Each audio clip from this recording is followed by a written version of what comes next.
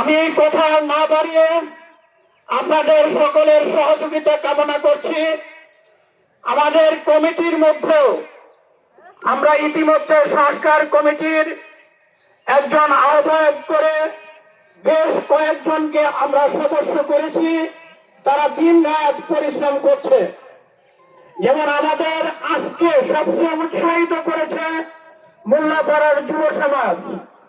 মোল্লাপাড়ার যুব সমাজ আমাদেরকে খুব সামান্যই আমাদের ঈদগাহ মাঠের উন্নয়নের জন্য দিয়েছে, কিন্তু তাদের এই যে উৎসাহ, উদ্দীপনা এবং তাদের যে সংগ্রহ, এটা আমরা এই ঈদগাহ মাঠের কমিটির পক্ষ থেকে, ঈদগাহ মাঠের মুসল্লিদের পক্ষ থেকে ওয়েলকাম জানাচ্ছি।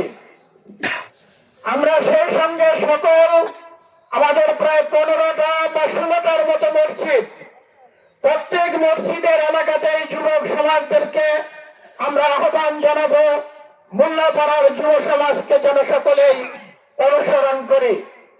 আমি খুব সংক্ষেপে আমাদের কাজী আবুল হাশেম সাহেবকে আমি 2 মিনিট শুভেচ্ছামূলক, কারণ উনি এই সংস্কার কমিটির আহ্বায়ক, আমাদের টিমের সদস্য, অতএব আমি তাকে 2 কথা বলার জন্য অনুরোধ করছি। এরপরেই আমাদের নামাজ শুরু হবে ইনশাল্লাহ।